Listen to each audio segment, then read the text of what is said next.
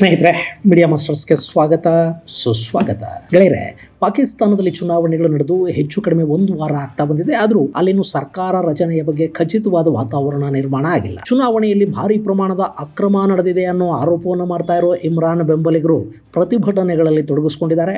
ಹಾಗೆ ಚುನಾವಣಾ ಅಕ್ರಮಕ್ಕೆ ಸಂಬಂಧಪಟ್ಟ ಆರೋಪದ ಬಗ್ಗೆ ಕಾನೂನು ರೀತಿಯಲ್ಲಿ ಕ್ರಮ ತಗೋಬೇಕು ಮತ್ತು ಕಾನೂನಿನ ಚೌಕಟ್ಟಿನೊಳಗೆ ಪರಿಹಾರವನ್ನು ಹುಡುಕಬೇಕು ಅಂತ ವಿಶ್ವಸಂಸ್ಥೆಯ ಮಹಾಪ್ರಧಾನ ಕಾರ್ಯದರ್ಶಿ ಗುಟೆರಸ್ ಹೇಳಿದ್ದಾರೆ. ಅಮೆರಿಕ ಕೂಡ ಈ ಬಗ್ಗೆ ನಾವು ಎಚ್ಚರಿಕೆಯಿಂದ ಗಮನಿಸ್ತಾ ಇದ್ದೀವಿ ಅಂತ ಹೇಳಿದೆ. ಇದೆಲ್ಲದರ ನಡುವೆ ಅಲ್ಲಿನ ಆರ್ಥಿಕ ಪರಿಸ್ಥಿತಿ ದಿನೇ ದಿನೇ ಚಿಂತಾಜನಕವಾಗ್ತಾ ಇದ್ದು, ಬೇಗ ಹೊಸ ಮತ್ತು ಸುಭದ್ರ ಸರ್ಕಾರ ನೆಲೆಗೊಳ್ಳದೆ ಹೋದರೆ ಪಾಕಿಸ್ತಾನ ದಿವಾಳಿ ಆಗೋದನ್ನು ತಪ್ಪಿಸೋದಕ್ಕೆ ಯಾರಿಂದಲೂ ಸಾಧ್ಯವಾಗದ ಪರಿಸ್ಥಿತಿ ನಿರ್ಮಾಣ ಆಗ್ತಾ ಇದೆ. ಹಾಗಾದ್ರೆ ಪಾಕಿಸ್ತಾನದ ಪರಿಸ್ಥಿತಿ ಏನು? ಅಲ್ಲಿನ ಚುನಾವಣೆಗಳೂ ಕೂಡ ಆ ದೇಶವನ್ನು ಕಾಪಾಡೋದಕ್ಕೆ ಸಾಧ್ಯವಾಗ್ತಾ ಇಲ್ಲ. ಯಾಕೆ? ಅಲ್ಲಿನ ಅತಂತ್ರ ಪರಿಸ್ಥಿತಿಯ ಪರಿಣಾಮ ಭಾರತದ ಮೇಲೆ ಏನಾಗಬಹುದು ಮತ್ತು ಭಾರತ ಇಲ್ಲಿ ಕಲಿಬೇಕಾದ ಪಾಠ ಏನು ಅನ್ನೋ ಬಗ್ಗೆ ಕೂಡ ಒಂದಷ್ಟು ಮಾಹಿತಿಯನ್ನ ನಾವಿಲ್ಲಿ ನೋಡೋಣ.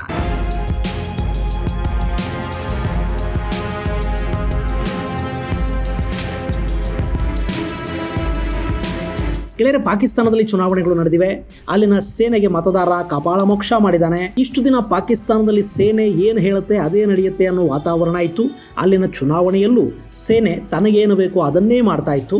ಕಳೆದ ಬಾರಿ ಸೇನೆಯ ಒಲವು ಇಮ್ರಾನ್ ಕಡೆಗಿತ್ತು. ಹೀಗಾಗಿ ಸಂಪೂರ್ಣ ಬಹುಮತ ಇಲ್ಲದೇ ಇದ್ರೂ ಸಣ್ಣ ಪುಟ್ಟ ಪಾರ್ಟಿಗಳನ್ನು ತಂದುಕೂಡಿಸಿ ಇಮ್ರಾನ್ ಪ್ರಧಾನಿಯಾಗುವ ಹಾಗೆ ನೋಡಿಕೊಂಡಿದ್ದು ಕೂಡ ಅಲ್ಲಿನ ಸೇನೆನೇ. ಆದರೆ ಇಮ್ರಾನ್ ಕುರ್ಚಿ ಏರಿದ 2 ವರ್ಷ ಕಳೆಯುವ ಮೊದಲೇ ಸೇನೆ ಮತ್ತು ಪ್ರಧಾನಿಯ ನಡುವೆ ವೈಮನಸ್ಯ ಶುರುವಾಯಿತು. ಅಮೆರಿಕಾಗೂ ಇಮ್ರಾನ್ ಬೇಡ ಆಗಿತ್ತು. ಹೀಗಾಗಿ ಸೇನೆ ಇಮ್ರಾನ್ ಖಾನ್ ಕುರ್ಚಿಯನ್ನು ಕಿತ್ತುಕೊಂಡು ಅದರ ಮೇಲೆ ಶಹಬಾಜ್ ಶರೀಫ್ ಅನ್ನ ತಂದುಕೂಡಿಸ್ತು. ಅಲ್ಲೂ ಬಹುಮತ ಇರಲಿಲ್ಲ.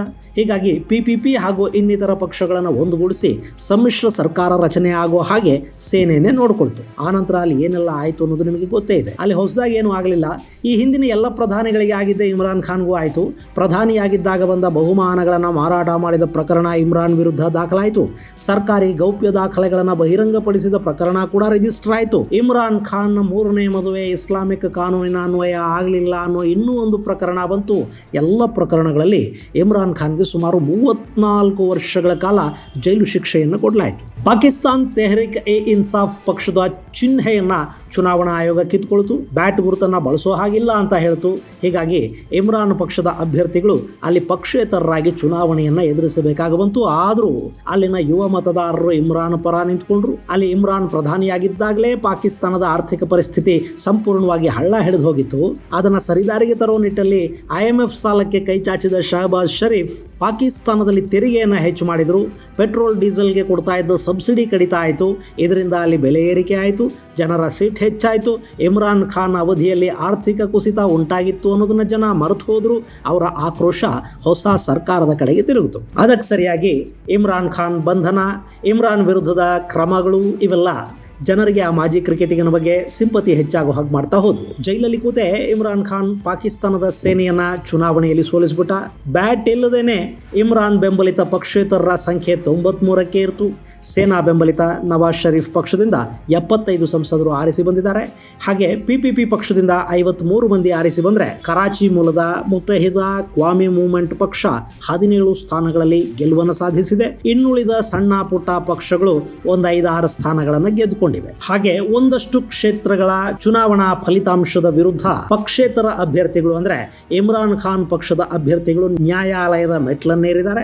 ಅಲ್ಲಿ ಮರು ಚುನಾವಣೆಗಳಿಗಾಗಿ ಒತ್ತಾಯ ಕೇಳಿ ಬರ್ತಾ ಇದೆ. ಅಂದಹಾಗೆ ಖೈಬರ್ ಪಖ್ತೂನ್ಖ್ವಾ ಪ್ರಾಂತದಿಂದ ಸ್ಪರ್ಧಿಸಿದ್ದ ಹಿಂದೂ ಮಹಿಳೆ ಸವೀರಾ ಪ್ರಕಾಶ್ ಏನಾದ್ರು ಅಂತ ಸಾಕಷ್ಟು ಮಂದಿ ಕೇಳಿದಿರಿ. ಗೆಳೆಯರೆ, ಪಾಪ ಹೆಣ್ಣು ಮಗಳಲ್ಲಿ ಚುನಾವಣೆಗೆ ಸ್ಪರ್ಧಿಸಿದ್ದೇ ಒಂದು ಸಾಹಸ.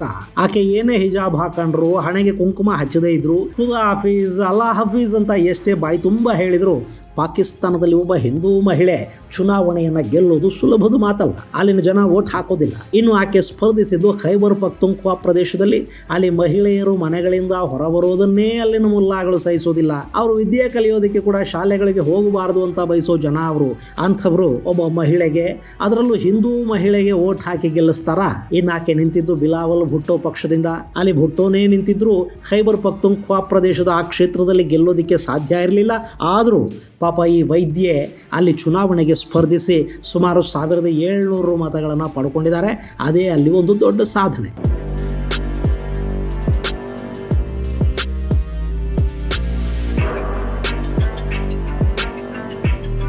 ಇನ್ನು ಪಾಕಿಸ್ತಾನದ ಸಂಸತ್ತಲ್ಲಿ 336 ಸ್ಥಾನಗಳಿವೆ. ಆ ಪೈಕಿ ಚುನಾವಣೆ ನಡೆಯೋದು 266 ಸ್ಥಾನಗಳಿಗೆ. ಉಳಿದ 70 ಸ್ಥಾನಗಳ ಪೈಕಿ ಮತೀಯ ಅಲ್ಪಸಂಖ್ಯಾತರಿಗೆ 10 ಹಾಗೂ ಮಹಿಳೆಯರಿಗೆ 60 ಸ್ಥಾನಗಳು ಮೀಸಲಿರುತ್ತವೆ. ಅವರನ್ನ ನಾಮಿನೇಟ್ ಮಾಡಲಾಗುತ್ತೆ. ಈ ಬಾರಿ ಕ್ಷೇತ್ರವೊಂದರ ಅಭ್ಯರ್ಥಿ ಚುನಾವಣೆಗೆ ಮೊದಲೇ ಕೊಲೆಯಾದ ಕಾರಣ 265 ಕ್ಷೇತ್ರಗಳಿಗೆ ಮಾತ್ರ ಎಲೆಕ್ಷನ್ ನಡೀತು. ಹೀಗಾಗಿ ಸರಳ ಬಹುಮತಕ್ಕೆ 133 ಸ್ಥಾನಗಳು ಬೇಕು. ನವಾಜ್ ಶರೀಫ್ ಹಾಗೂ ಭುಟ್ಟೋ ಪಾರ್ಟಿಗಳು ಸೇರಿ 128 ಸ್ಥಾನಗಳಾಗತ್ವೆ. ಸರಳ ಬಹುಮತಕ್ಕೂ ಇನ್ನು 5 ಸ್ಥಾನಗಳು ಕಡಿಮೆ ಆಗತ್ವೆ. ಹೀಗಾಗಿ ಕರಾಚಿ ಮೂಲದ ಮುತ್ತಹಿದ ಕ್ವಾಮಿ ಮೂವ್ಮೆಂಟ್ ಅಥವಾ ಇನ್ನಿತರ ಸಣ್ಣ ಪಕ್ಷಗಳ ಬೆಂಬಲವನ್ನ ಪಡ್ಕೋಬೇಕಾಗಿ ಬರುತ್ತೆ. ಅದನ್ನು ಸೇನಾ ಮುಖ್ಯಸ್ಥನೇ ರೆಡಿ ಮಾಡಿ ಕೊಡ್ತಾನೆ. ಹೀಗಾಗಿ ಸಮಸ್ಯೆ ಏನಿಲ್ಲ. ಸೊ ನವಾಜ್ ಶರೀಫ್ ಮತ್ತೊಮ್ಮೆ ಪ್ರಧಾನಿ ಆಗೋದಕ್ಕೆ ಸಿದ್ಧತೆಗಳನ್ನು ಮಾಡ್ಕೊಳ್ತಾ ಇದ್ದಾರೆ. ಆದ್ರೆ ಈ ಬಾರಿ ಎಂಥ ತಂತ್ರ ಪರಿಸ್ಥಿತಿ ಇದೆ ಅಂದ್ರೆ ನವಾಜ್ ಪ್ರಧಾನಿ ಆಗೋದಕ್ಕೆ PPP ಸಣ್ಣಗೆ ತಕರಾರು ತೆಗಿತಾ ಇದೆ. ಪ್ರಧಾನಿ ಪಟ್ಟನ ನೀವು ನಮಗೆ ಯಾಕೆ ಬಿಟ್ಟು ಕೊಡಬಾರದು ಅನ್ನೋದು ಆ ಪಕ್ಷದ ನಾಯಕ ಜರ್ದಾರಿಯ ಆಸೆ. ನನಗಾದ್ರೂ ಕೊಡಿ ಅಥವಾ ನನ್ನ ಮಗ ಬಿಲಾವಲ್ ಇದಾನಲ್ಲ ಅವನನ್ನಾದ್ರೂ ಪ್ರಧಾನಿ ಮಾಡಿ, ಮೊದಲ ಅವಧಿಗೆ ನಾವು ಆಗಿಬಿಡ್ತೀವಿ, ಎರಡನೇ ಅವಧಿಗೆ ಬೇಕಾದ್ರೆ ಶರೀಫ್ ಆಗ್ಲಿ ಅಂತ ಜರ್ದಾರಿ ಪೇಡೋದಕ್ಕೆ ಶುರು ಮಾಡಿ ಆಗಿದೆ. ಹಾಗಂತ ಪ್ರಧಾನಿ ಕುರ್ಚಿ ಅವರಿಗೆ ಸಿಕ್ಕಿಬಿಡುತ್ತೆ ಅಂತಲ್ಲ, ಅದು ಜರ್ದಾರಿಗೂ ಗೊತ್ತಿರೋ ವಿಷಯನೇ. ಆದ್ರೆ ಎರಡನೇ ಅವಧಿಗಾದ್ರೂ ಮಗ ಬಿಲಾವಲ್ ಪ್ರಧಾನಿ ಆಗ್ಲಿ ಅನ್ನೋದು ಜರ್ದಾರಿಯ ಆಸೆ. ಸೊ ಅಲ್ಲಿ ಕೂಸು ಹುಟ್ಟೋದಿಕ್ಕೂ ಮೊದಲೇ ಗುಲಾಬಿ ಹೊಲಿಯೋ ಕೆಲಸನ ಅವರು ಶುರು ಮಾಡಿ ಆಗಿದೆ.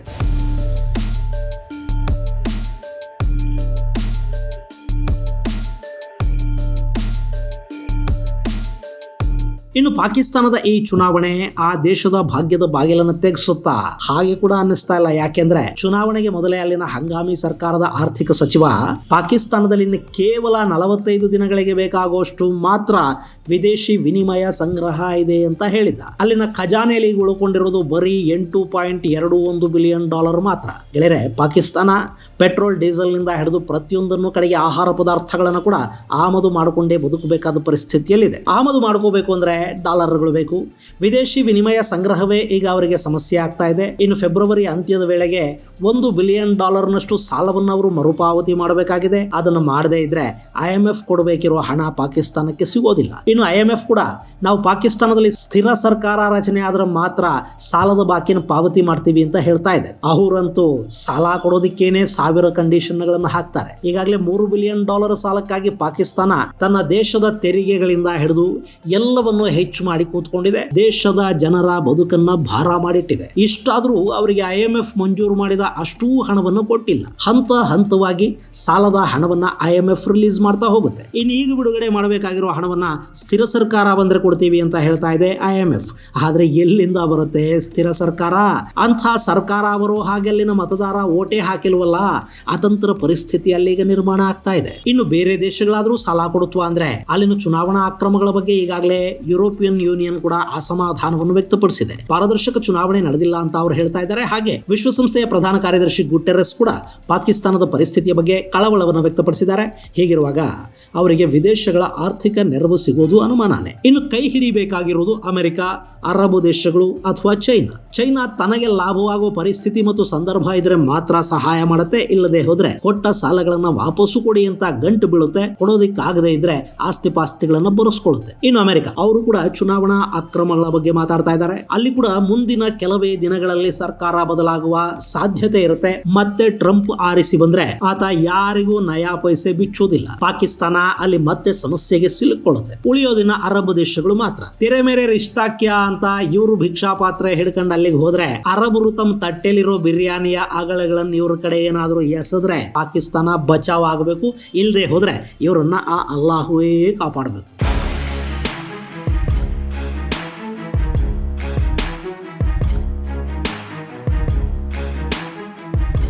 ಗೆಳೆಯರೆ, ಇಲ್ಲಿ ಪಾಕಿಸ್ತಾನ ಹಾಳಾಗಿ ಹೋಗೋದು ನಮಗೆ ಸಂತೋಷ ಅಂತ ಅನ್ನಿಸಬಹುದು. ಆದ್ರೆ ಅಲ್ಲಿ ಅತಂತ್ರ ಸರ್ಕಾರ ರಚನೆ ಆದ್ರೆ ಭಯೋತ್ಪಾದನೆ ಅನ್ನೋದು ಇನ್ನಷ್ಟು ಹೆಚ್ಚಾಗುತ್ತೆ. ಈಗಾಗಲೇ ಐಸಿಸ್ ನಂತಹ ಉಗ್ರ ಸಂಘಟನೆಗಳು ಪಾಕಿಸ್ತಾನಕ್ಕೆ ಕಾಲಿಟ್ಟಾಗಿದೆ. ಅದನ್ನ ನಿಯಂತ್ರಿಸೋದಕ್ಕೆ ಸಾಧ್ಯವಾಗದೇ ಇದ್ರೆ ಅಲ್ಲಿಂದ ಭಾರತ ಏನು ಉಗ್ರರಿಗೆ ತುಂಬಾ ದೂರ ಆಗೋದಿಲ್ಲ. ಇನ್ನು ಪಾಕಿಸ್ತಾನದ ಜನ ಕೂಡ ಬೀದಿಗಿಳಿದಿದ್ದಾರೆ.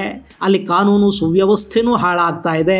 ಅದರ ಪರಿಣಾಮ ಅಲ್ಲಿನ ಭಯೋತ್ಪಾದಕ ಸಂಘಟನೆಗಳು ಮತ್ತಷ್ಟು ಚೇತರಿಸಿಕೊಳ್ಳೋದಕ್ಕೆ ದಾರಿ ಮಾಡಿಕೊಡುತ್ತೆ. ಹೀಗೆ ಪಾಕಿಸ್ತಾನ ಹೆಜ್ಜೆ ಹೆಜ್ಜೆಗೂ ಹಾಳಾದಷ್ಟು ಅಲ್ಲಿ ಚೈನಾದ ಪ್ರಭಾವ ಹೆಚ್ಚಾಗುತ್ತೆ. ಅದು ಕೂಡ ಭಾರತದ ದೃಷ್ಟಿಯಿಂದ ಅಷ್ಟು ಒಳ್ಳೆಯದ್ದಲ್ಲ. ಆದರೆ ಪಾಕಿಸ್ತಾನದ ಈ ಅತಂತ್ರ ಪರಿಸ್ಥಿತಿ ಬಲೂಚಿಸ್ತಾನದ ಹೋರಾಟವನ್ನ ಮತ್ತಷ್ಟು ಹೆಚ್ಚು ಮಾಡಿ ಬಲೂಚ್ ಪ್ರತ್ಯೇಕಗೊಳ್ಳೋದಿಕ್ಕೆ ಖೈಬರ್ ಪಖ್ತೂನ್ಖ್ವಾ ಪ್ರದೇಶ ಪಾಕಿಸ್ತಾನದಿಂದ ಹೊರ ಹೋಗಿ ಪಶ್ತೂನಿಸ್ತಾನ ರಚನೆಯ ಕಡೆಗೆ ಹೆಜ್ಜೆ ಹಾಕೋದಿಕ್ಕೆ ಕೂಡ ದಾರಿ ಮಾಡಿಕೊಟ್ರೆ ಆಶ್ಚರ್ಯ ಪಡಬೇಕಾಗಿಲ್ಲ. ಇನ್ನು ಪಾಕಿಸ್ತಾನದ ಚುನಾವಣೆಯ ಫಲಿತಾಂಶ ಭಾರತಕ್ಕೂ ಒಂದು ಪಾಠ ಆಗಬೇಕು. ಯಾಕೆಂದ್ರೆ ಯಾವುದೇ ದೇಶದಲ್ಲಿ ಪ್ರಜೆಗಳ ನಿರ್ಧಾರ ಅತಂತ್ರವಾದ್ರೆ, ಅಭದ್ರ ಸರ್ಕಾರ ರಚನೆ ಆದ್ರೆ, ಯಾವುದೇ ಒಂದು ಪಕ್ಷಕ್ಕೆ ಸಂಪೂರ್ಣ ಬಹುಮತ ಬಾರದೇ ಇದ್ರೆ ಆ ದೇಶದ ಆರ್ಥಿಕ ಸ್ಥಿತಿ ಕೂಡ ಹಳ್ಳ ಹಿಡಿದು ಹೋಗುತ್ತೆ. ಸುಸ್ಥಿರ ಸರ್ಕಾರದಿಂದ ಮಾತ್ರ ಸುಭದ್ರ ಆರ್ಥಿಕತೆ ಮತ್ತು ಅಭಿವೃದ್ಧಿ ಸಾಧ್ಯ ಅನ್ನೋದನ್ನ ಭಾರತ ಅರ್ಥ ಮಾಡ್ಕೋಬೇಕು. ಯಾಕೆಂದ್ರೆ ಈ ವರ್ಷ ಭಾರತ ಕೂಡ ಚುನಾವಣೆಯ ಹೊಸ್ತಿಲಲ್ಲಿ ನಿಂತಿದೆ. ಅಧಿಕಾರಕ್ಕಾಗಿ ಎಲ್ಲ ಪಕ್ಷಗಳು ತಮ್ಮ ಶಕ್ತಿಯಾನುಸಾರ ಕಸರತ್ತನ್ನು ಮಾಡ್ತಾ ಇವೆ. ಇಂಥ ಸಂದರ್ಭದಲ್ಲಿ ಕೇಂದ್ರದಲ್ಲಿ ಅತಂತ್ರ ಸರ್ಕಾರ